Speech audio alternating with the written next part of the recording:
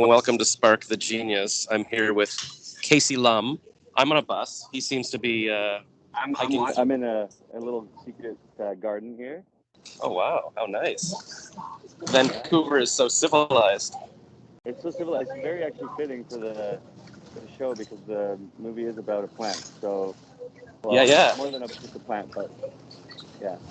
But the plant is like the hook, because I think I read the description and everything, and it says it's about a woman who, what does she fall in love with a plant? What's going on? So the show's about a woman named Laurel who purchases a house plant for her partner, and she brings it home after a trip. And when she gets home, she finds out her partner has left and taken all of her things with her. So it's sort of this rumination on loneliness and isolation, heartbreak. And the plant starts to sort of seep into her psyche, dig its roots in, and then the rest is up to you to decide what it's about. Oh my gosh, this is good for me, because I actually had a bunch of houseplants in my old apartment, and I kept getting more and more because I thought that would make me happier, make it like a jungle. And then they just started dying, so I kept watering them too much. Every time I had some water and didn't finish, I would give them water, and then there was all these flies, and I had to throw them out. But I took them all to this, I don't know, I wanted to put them in a park so they would have a chance to live. I think I wound up just putting them in the green bin, but I was actually crying. And then I've also had an idea to make a short film about it, like a dog and a plant that become friends, like while the owner's away and stuff. So I thought a lot about houseplants. Yeah, that's cool. That's cool. Yeah. And do you have an affinity? Like, is this based on a true story? It's not based on a true story, but it's sort of the concept sort of emerged out of COVID and like like the loss of our connection with the outside world, whether that was nature or relationships. So it's sort of symbolic of that. A lot of people talk about being like plant parents these days. Yeah, I mean, I became more of a plant. I'm not the best plant parent, but I became somewhat of a plant parent over at the start of COVID. And it was kind of interesting to see how quickly these plants grow and change in like the course of a day or overnight. It's like kind of eerie in a weird way.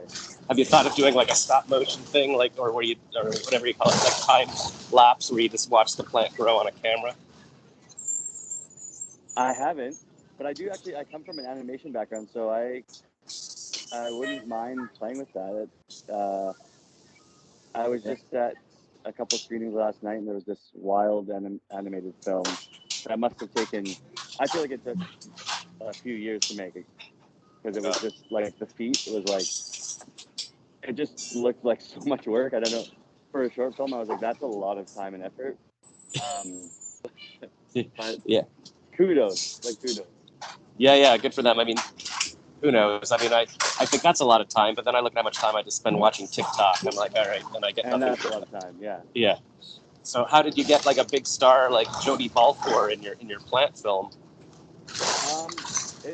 It sort of happened naturally. It's the director of photography knew a friend of hers, and when we had the script ready or in a good place, we sent it to the mutual friend, and she forwarded it to Jodie, and then Jodie responded within, I would say, a few days of getting the email, and I was shocked because I was like, we probably won't hear from her. She's like off doing big things and might be busy, probably busy.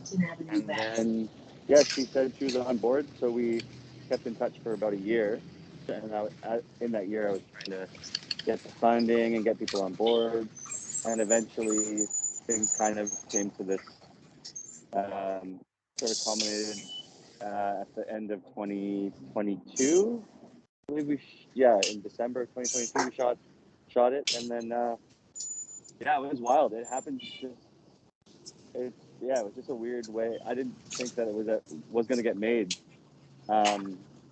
because the financing wasn't there, and nobody really likes to bet on a short film. Yeah, it's not a great big money maker. So What is the point of a short film? Is it like a calling card for you as a director? Is it just like artistic? Is it like... I think it's a bit of both. I think you can have a lot of, well, hopefully you can have a lot of freedom in what you're making, and you can kind of put your stamp on it.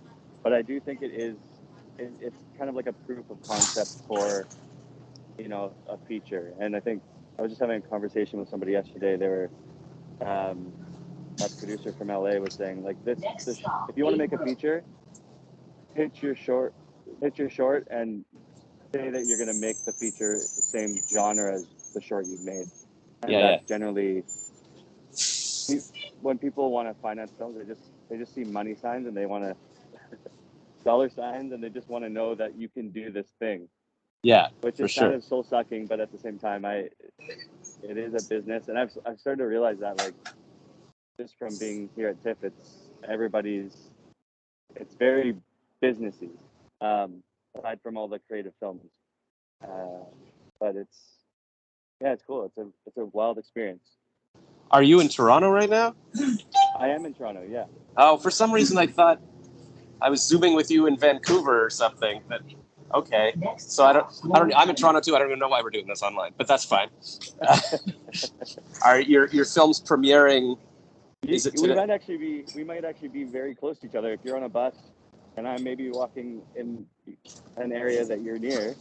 Well, I'm going down Bathurst Street right now. I was going to go to the Annex. There's something called I don't know, like some kind of brunch by the firecracker department. I don't know what the hell that is. Oh, interesting. I was. Wait, I see. Are you on Queen Street? I see graffiti. I think this is Queen Street. Graffiti Alley. Yeah, you're in Graffiti. Yeah. I'm in Graffiti Alley. Is that close? Yeah. Just south of Queen Street. Okay. Well, I'm getting closer. I'm getting closer as we speak, so eventually I'll get. Nice.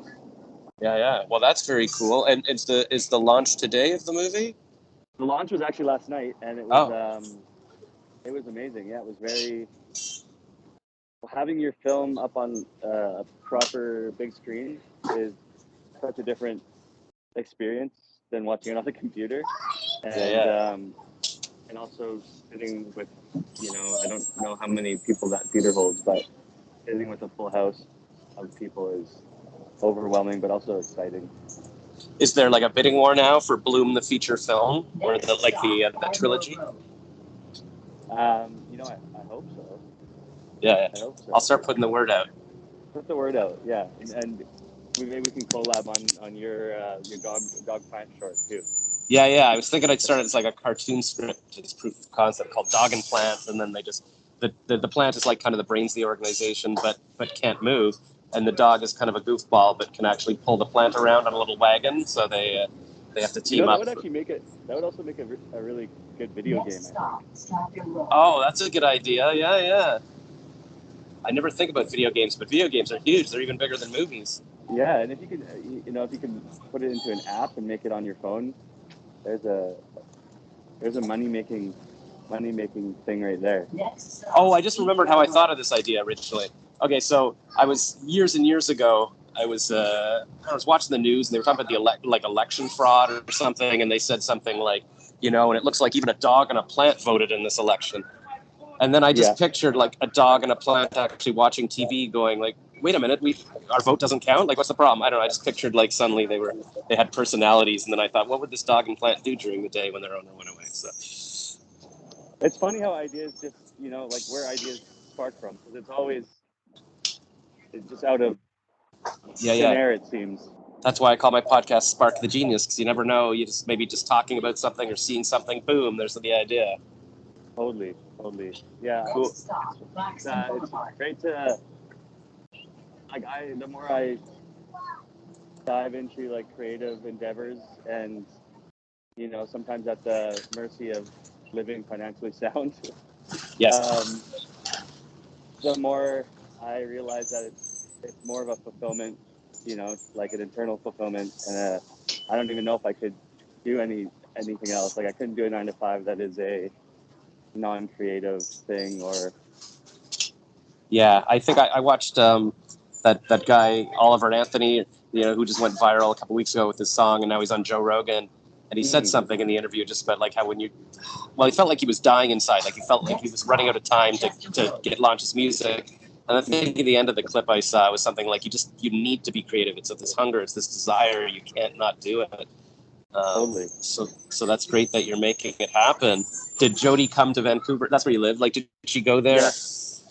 Oh wow, that's Yeah, huge for like. she came. She said, if you can get me to Vancouver, I'm down. I'm down to be a part of it. So I said, Wow, we'll get you there. that's so great. Well, you're making your dreams happen. This must be your first movie at TIFF, I guess. This is my first film at TIFF and first sort of in-person festival as well. I've done a short. I've done one other short before this, and Yeah. it only got through the online thing. It was just a different experience. Yeah. Well, that's amazing because, like, going to the festival as a viewer is like, oh, I'm enjoying film, but now you're part of it. Like, anybody you can say, I've got a film in here, it's screened, I got a Hollywood star in it. That's huge. And you're celebrating by just walking around alone in an alley. That's fantastic. To be fair, I actually I don't know if you've ever heard of Othership. Othership. What is that? It's a friend told me about it. It's a sort of a guided sauna and cold plunge experience. Wow. And I just got out from there, and I was like trying to find a place to chat with you on the phone. So yeah, I just did a half-hour sauna and a 2-minute cold plunge. Oh my God, that's like Tony Robbins does like a cold plunge every morning. It's his longevity kind of plan and everything. Yeah. Is that a regular? Young.